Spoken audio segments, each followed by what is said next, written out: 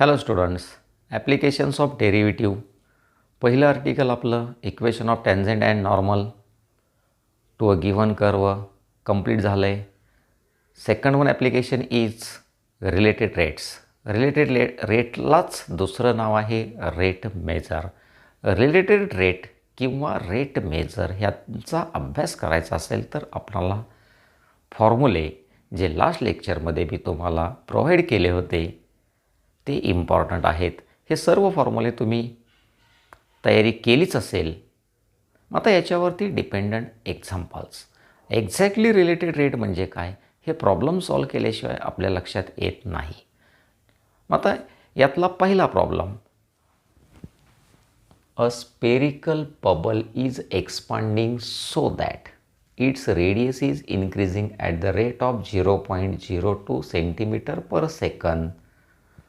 At what rate its surface area is increasing when its radius is 5 centimeter. असा problem वाचला की आपणाला काहीही क्लिक होत नाही. प्रॉब्लेम सायलेंटली वाचावा लागतो. A spherical bubble. स्पेरिकल म्हटलं की आपणाला कोणती जॉमेट्रिकल फिगर आठवावी लागते? स्पियर. स्पियर म्हटलं की आपणाला त्याचं स्ट्रक्चर माहीत आहे. या पद्धतीने आपण एक स्ट्रक्चर काढतो आणि स्पियरसाठी सगळ्यात इम्पॉर्टंट डायमेन्शन कोणती? तर रेडियस. स्पियरचे आपणाकडं किती फॉर्म्युले आहेत? एक व्हॅल्यूम, दुसरा सरफेस एरिया. व्हॅल्यूमचा फॉर्म्युला काय आपल्याकडं? 4/3 पाय आर क्यूब. आणि सरफेस एरियाचा फॉर्म्युला काय आहे? 4 पाय आर स्क्वेअर. व्हॉल्यूम कोणावरती डिपेंडेंट आहे? रेडियसवरती. सरफेस एरियासुद्धा कोणावरती डिपेंडंट आहे? रेडियसवरतीच डिपेंडंट आहे.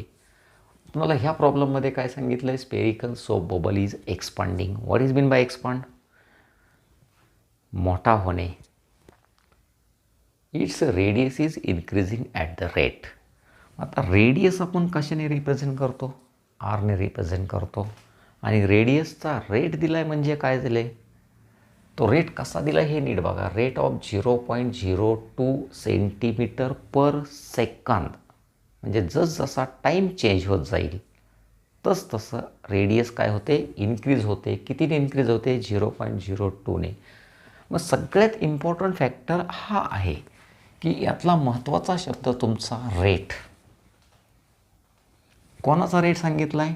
रेडियसचा. रेडियस आपण कशाने रिप्रेझेंट केली? आरने रिप्रेझेंट केली. त्याचा रेट म्हणजेच काय आहे? डेरिव्हेटिव्ह आहे. रेट म्हणजेच काय आहे? डेरिव्हेटिव्ह. हे व्यवस्थित समजावून घ्या. Derivative of radius. पण रेट कसा दिला आहे? Centimetre per second. सेकंद म्हणजे काय? टाईम आहे. With respect to time, that is dr/dt. हा मुद्दा आपल्याला क्लिअर झाला पाहिजे. Radius is increasing at the rate.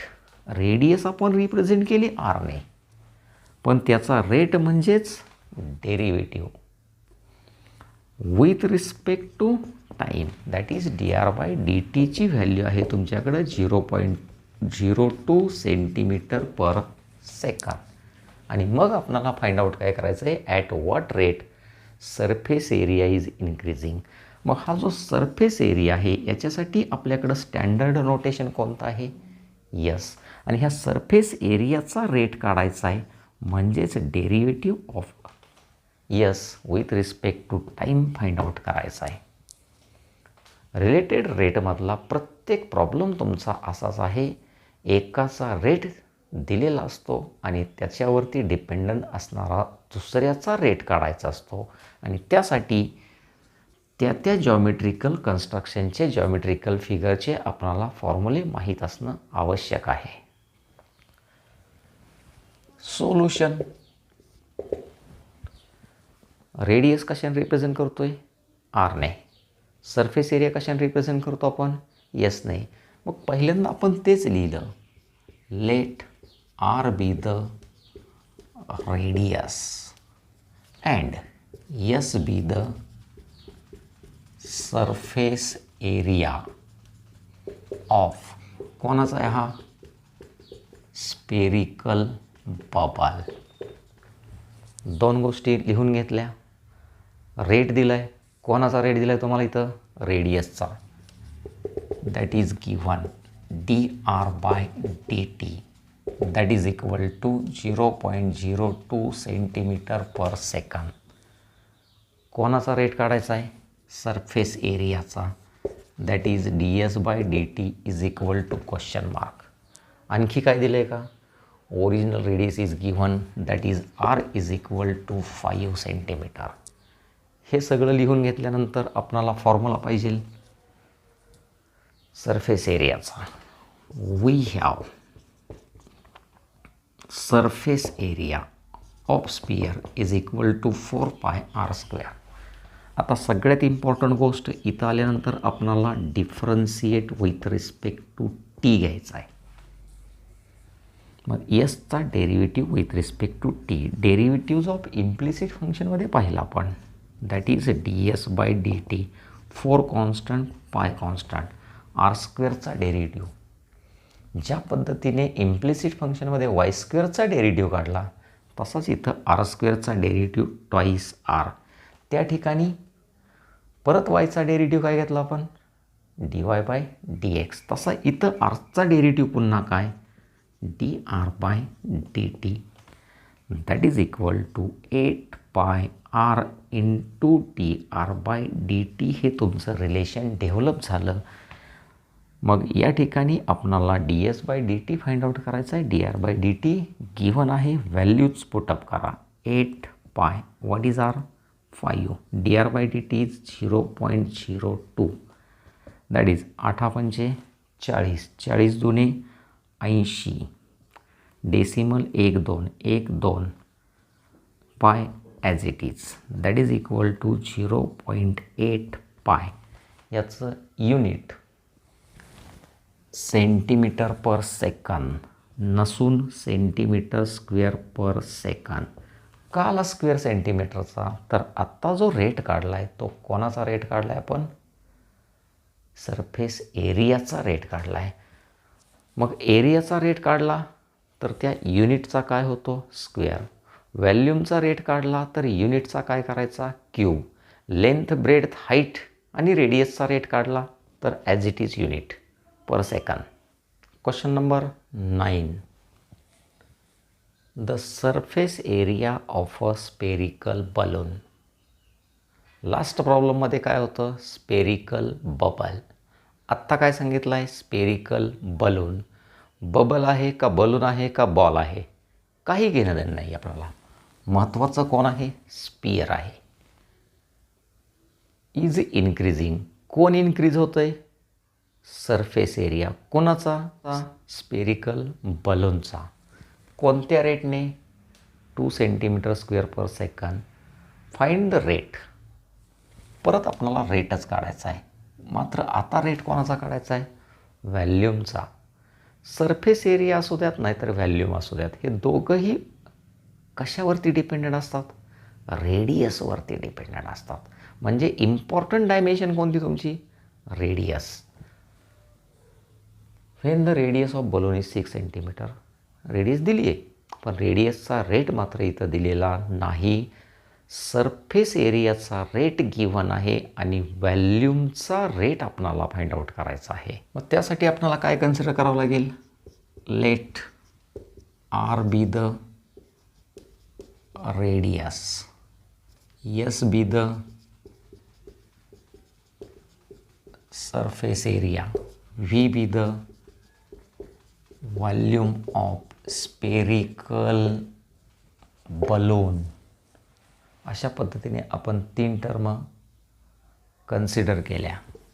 त्यानंतर आपणाला गिव्हन काय आहे ds/dt किती सांगितलं आहे 2 सेंटीमीटर स्क्वेअर पर सेकंद. कॅल्क्युलेट काय करायचं आहे dv/dt is equal to question mark.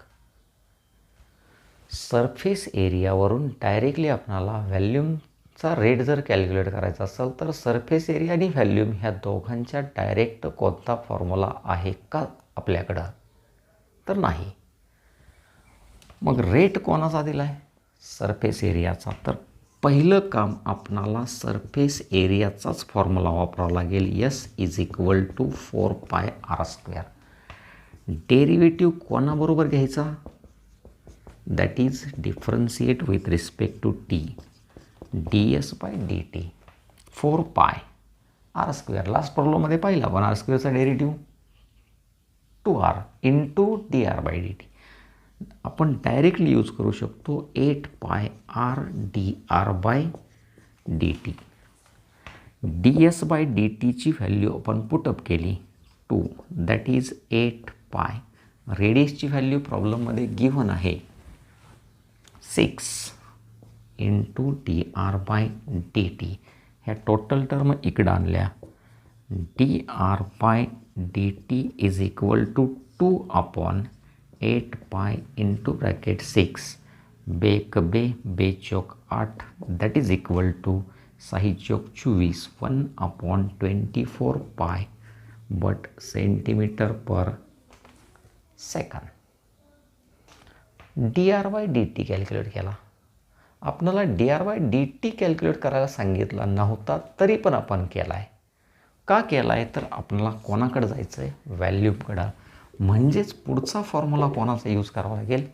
Volume of स्पिअरचा. काय असतो formula? 4/3πr³. Differentiate with respect to T. व्हीचा derivative with respect to T that is dv/dt 4/3 as it is pi as it is r³ derivative 3r² into dr/dt. This 3 cancel 4π r² dr/dt. टाका माहीत असणाऱ्या value 4π r is 6 8² dr/dt. या ठिकाणी find out केला आहे 1/24π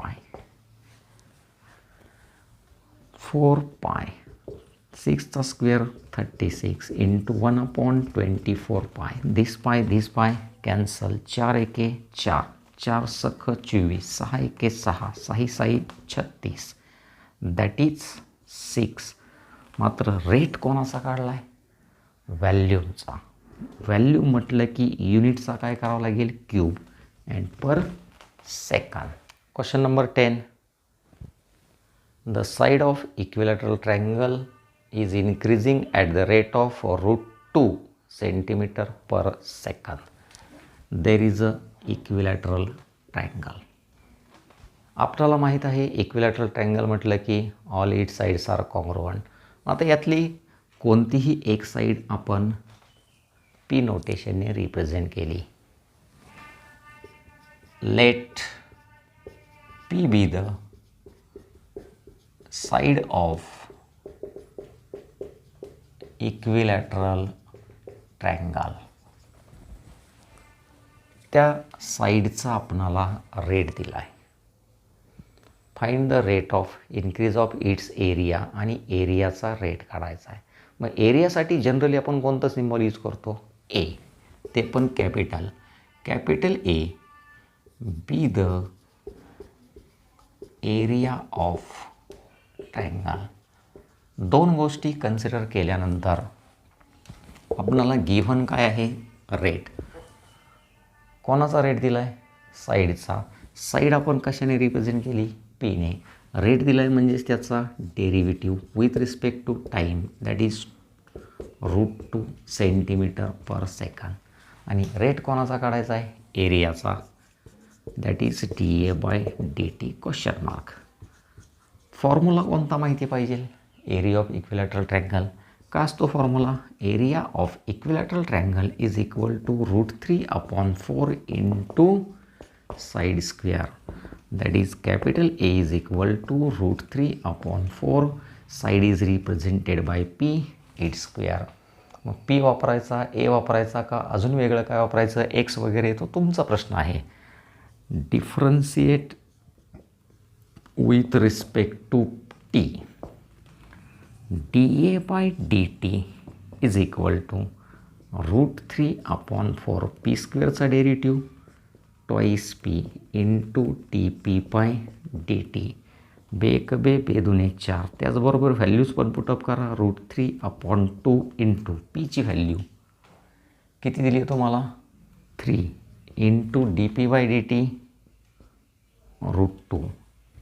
simplify करा, answer मिळेल. Question number 11. The volume of sphere is increasing at the rate of 20 cm³ per second. Find the rate of change of its surface area when radius is 5 cm. Problem आता तुमच्या लक्षात आला आहे. Volume of sphere is increasing at the rate. कोणाचा rate दिला आहे आपणाला? व्हॅल्यूमचा. कोणाच्या व्हॅल्यूमचा? स्पियरच्या व्हॅल्यूमचा. रेट कोणाचा फाइंड आउट करायचा आहे? Surface area of sphere. आणि त्यासाठी रेडियस किती दिलेली आहे? 5 cm. लास्ट 2 क्वेश्चनवरून तुम्हाला माहीत झालं. Let R be the radius of sphere, S be the volume of sphere, surface area of sphere and V be the volume of sphere. हे आपण या ठिकाणी लिहितोच. गिव्हन काय आहे तुमचा? रेट कोणाचा दिला आहे? व्हॅल्यूमचा, म्हणजे D V by D T. How much? 20 cm³ per second. कोणाचा रेट काढायचा आहे? D S by D T question mark. त्यासाठी आपल्याला दिलेली ओरिजिनल रेडियस किती आहे? 5 cm. रेट आपणाला व्हॅल्यूमचा दिला आहे म्हटलं की या ठिकाणी व्हॅल्यूमचाच फॉर्म्युला वापरावा लागेल. Volume of sphere 4/3 pi r³. याचं differentiation with respect to T use केलं. D V by D T is equal to 4/3 pi r³ derivative 3r² dr by D T. 3 cancel. Possible values put up करा. D V by D T that is 20 is equal to 4 pi. R is given 5 it's square D R by D T. याला simplify केल्यावर आपल्याला कोणाची value मिळणार आहे? D R by D टीची. That is 20 is equal to 5चा square 25. 25 into 4 100. That is 100 pi into D R by D T. Therefore, dr by dt is equal to 20/100 पाय. 0 0 cancel. Bake बे बे म्हणजे 1/5 पाय cm/s. अँड दुसरा formula कोणाचा use करायचा आहे? यसचा. यस इज इक्वल टू काय असतो?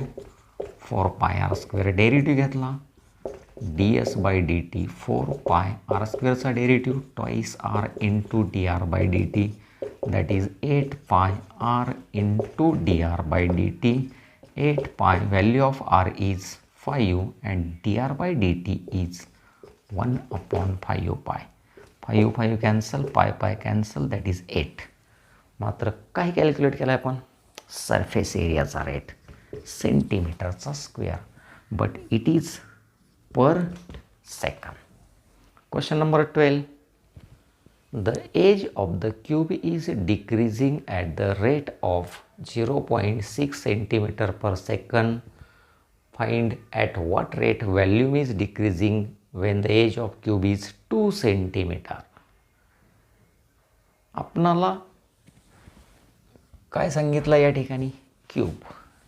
क्यूब म्हटलं की ऑल एजेस आर इक्वल. मग आता याची एक एज आपण कशाने कन्सिडर केली? एक्सने कन्सिडर केली. Let X be the edge of cube. रेट कोणाचा काढायचा आहे? व्हॅल्यूमचा. V be the volume of cube. Given काय आहे बघा? रेट. पण तो कोणाचा आहे? एजचा रेट आहे. एज कशाने दाखवली? एक्सने. मग D X by D T 0.6 cm/s. कोणाचा रेट काढायचा आहे? डी व्ही बाय डी टीचा. त्यासाठी ओरिजिनल एज किती सांगितली आपल्याला? 2 सेंटीमीटर. फॉर्म्युला कोणाचा माहिती पाहिजे? Volume of cube. काय असतो formula? Side cube. That is V is equal to, side कशाने रिप्रेझेंट केली? एक्सने. That is X cube. Differentiate with respect to T. D V by D T is equal to X क्यूबचा derivative 3x² dx by D T. टाका values. 3, x is given 2, dx by D T is given 0.6. 2चा square 4, 4 त्रिक 12, 12 सक 72, 72 decimal 1 centimetre cube per सेकंद. हाच problem एंट्रन्सला simplify करायचा असेल तर इथपर्यंतचं काहीही लिहायचं नाही. अगदी हा फॉर्म्युलासुद्धा V is equal to X क्यूबला यायचं आणि फक्त सिम्प्लिफाय करायचा.